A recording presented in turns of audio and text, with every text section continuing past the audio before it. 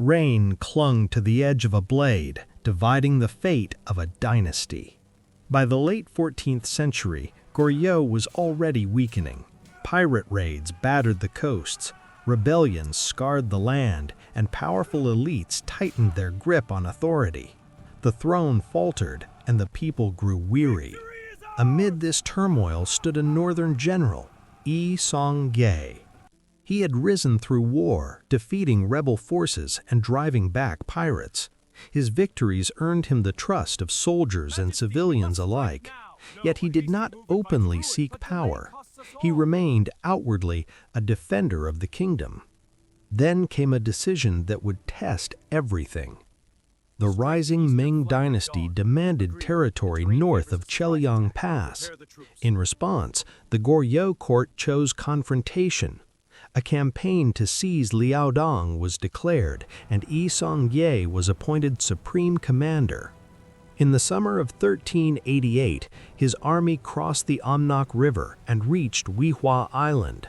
Monsoon clouds darkened the sky. The river swelled. The soldiers were exhausted.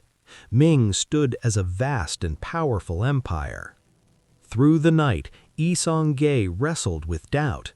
Was this war just? For whom would the people bleed? Would this campaign save the kingdom or destroy it? He weighed the dangers, a small nation challenging a great power. Troops pulled away during farming season.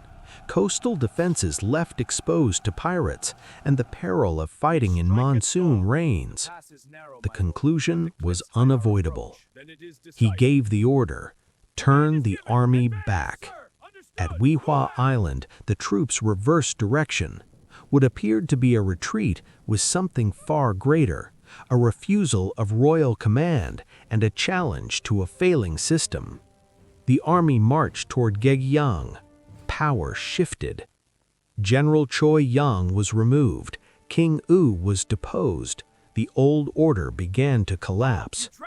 Yi Song-gye had not set out to become king. Yet, in turbulent times, those who decide shape history. In 1392, he founded a new dynasty. Joseon was born. The fall of Goryeo was not caused by a single moment. Corruption, foreign pressure, and the erosion of trust had long prepared the ground. But history turned when one army changed direction on a rain-soaked island. Sometimes an empire does not fall in its greatest battle. Sometimes it changes course with a single command. And the footsteps that turned back at Wihwado Island still echo, marking the end of one age and the beginning of another. Curious about Korean history? If you have questions about Korea, please like, comment, and subscribe!